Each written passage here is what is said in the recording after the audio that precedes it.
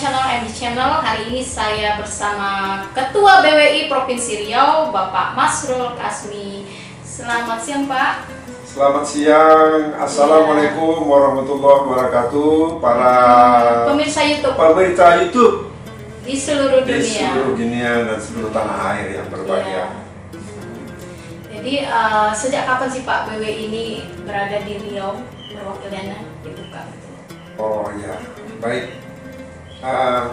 Pemirsa YouTube yang berbahagia, bahwa Badan Wakaf Perwakilan itu dibentuk di seluruh Indonesia. Jadi kami ini Badan Wakaf Indonesia Perwakilan Provinsi Riau. Jadi berdasarkan Undang-Undang 41 tahun 2004 dan PP 42 2006 tentang wakaf, bahwa Badan Wakaf ini adalah mengelola inventarisasi aset-aset wakaf dan dikembangkan untuk kemaslahatan maupun alaih. Jadi seluruh Indonesia ada pengurus pusat, yaitu BWI Pusat, kemudian ada BWI Perwakilan Provinsi, kemudian di kabupaten kota namanya Perwakilan BWI Kabupaten Kota. Jadi ini kewajiban dari Undang-Undang 41 bahwa seluruh daerah provinsi dibentuk BWI Perwakilan Provinsi.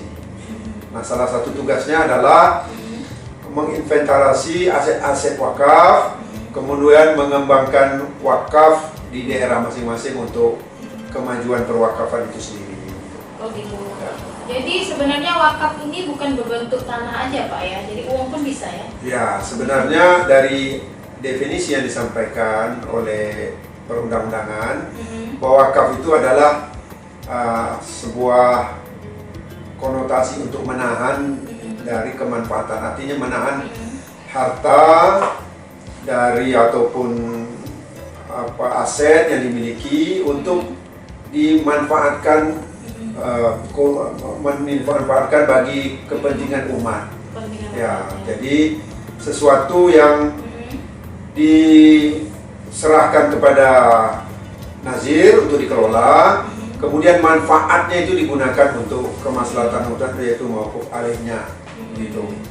Ya, contoh misalnya ada satu aset yang diserahkan oleh wakif berupa tanah, itu dimanfaatkan oleh nazir selama kurun waktu tertentu atau selama-lamanya, dan ini tidak boleh dirubah penggunanya atau dijual belikan, gitu. Oh, gitu. Jadi memang ini ditahan, digunakan untuk kemanfaatan bagi kepentingan kemaslahatan, ya, terutama bagi pengembangan ekonomi umat, kemudian juga untuk sosial kemasyarakatan, gitu. Seperti itu.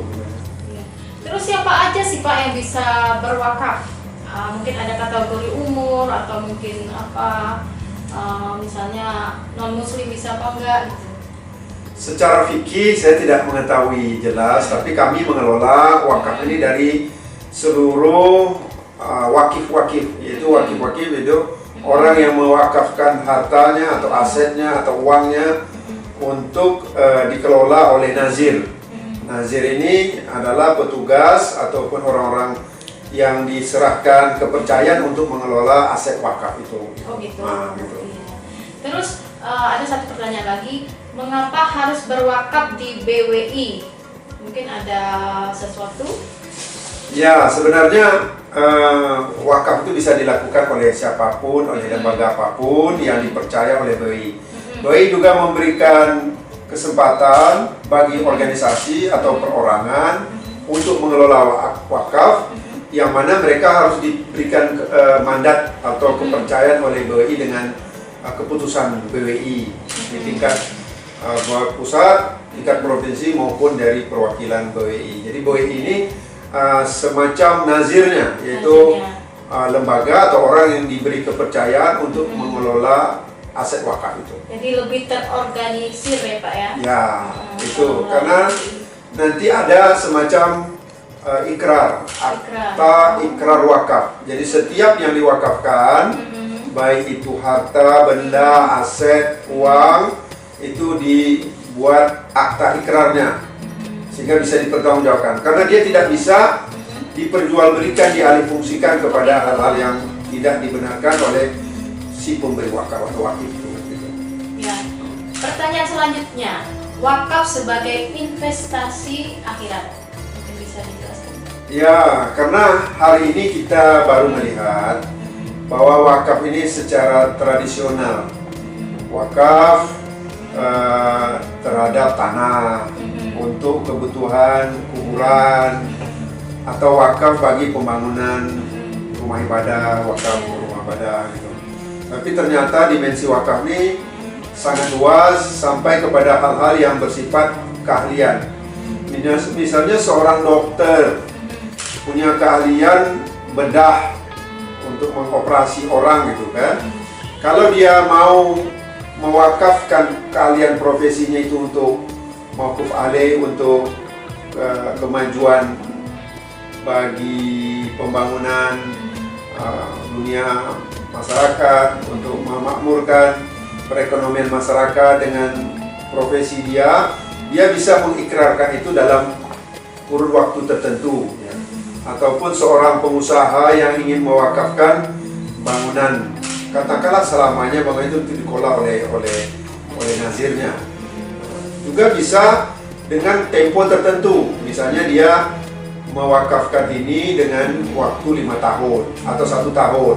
Jadi kemanfaatan selama 1 tahun atau 5 tahun itulah digunakan oleh nazir untuk dikelola secara profesional sehingga menghasilkan keuntungan, menghasilkan katakanlah laba, yang mana ini nanti yang dijadikan bahan untuk memajukan umat melalui upaya-upaya pengembangan ekonomi, bantuan bagi masyarakat, beasiswa, kemudian pelayanan kesehatan gratis. Jadi kemanfaatan wakaf ini sangat tinggi kalau dikelola dengan baik. Ya. Nah, jadi mungkin pemirsa YouTube juga belum tahu gimana sih cara berwakaf, apalagi yang khususnya masyarakat Riau, Pak. Gimana caranya? Ya, baik. Yang tadi disampaikan bahwa golongan yang orang ingin berwakaf atau wakif ini, yang jelas mereka adalah warga negara Indonesia, kemudian mempunyai status kependudukan yang jelas, kemudian mereka mau berwakaf apa? Katakanlah mau mewakafkan tanah, juga mempunyai status tanah yang jelas. Kalau mereka mau berwakaf uang, yang sekarang lagi tren ini wakaf uang. Minimal berapa tuh Pak kalau wakaf uang? Ini ada gerakan wakaf yang didorong oleh BWI untuk mewakafkan harta benda ataupun uang yang mereka miliki dengan sistem angsuran secara terus menerus. Oh, gitu. Jadi wakaf uang Rp1.000 per hari misalnya. Rp1.000 bisa. Jadi 1 bulan dia bisa katakanlah mengumpulkan 30.000. Jadi sampai pada angka tertentu nilai 1 juta baru nanti dikeluarkan akta ikrar wakafnya. Jadi akta ikrar wakaf itulah sebagai bukti bahwa si wakif mendapatkan aktanya, kemudian si nazir mencatat ini untuk melaporkan kepada institusi badan wakaf sebagai aset wakaf yang harus dikelola. Dan tidak ada habisnya. Ya, tidak ada habisnya. Ya, contoh yang kita lihat hari ini, katakanlah aset wakaf untuk katakanlah rumah ibadah gitu. Itu sampai kapanpun wakaf yang diberikan oleh wakif itu harus dimanfaatkan dan tidak boleh dialihfungsikan untuk hal-hal lain selain dari kepentingan rumah ibadah gitu. Nah, kalau dia berwakaf tanah untuk itu, atau dia berwakaf uang untuk pemanfaatan kemaslahatan. Nah, katakanlah berapa nilai uang wakaf itu, hasil dari kemanfaatan itulah yang akan digunakan untuk mauquf alaihnya, untuk masyarakat yang membutuhkan. Katakanlah nanti akan ada program, misalnya program untuk beasiswa, program untuk pembangunan rumah layak huni, program untuk pangan bagi masyarakat yang tidak mampu, program mereka untuk modal usaha gitu. Jadi ini wakaf ini betul-betul punya kemanfaatan yang luar biasa kalau dikelola dengan baik gitu ya. Seperti itu. Iya. Oke, guys, terima kasih udah nonton videonya. Juga Pak Masrul terima kasih untuk bincang-bincangnya siang ini. Jangan lupa like, share, and subscribe. Ya, makasih ya Pak ya. Yo. Thanks for watching.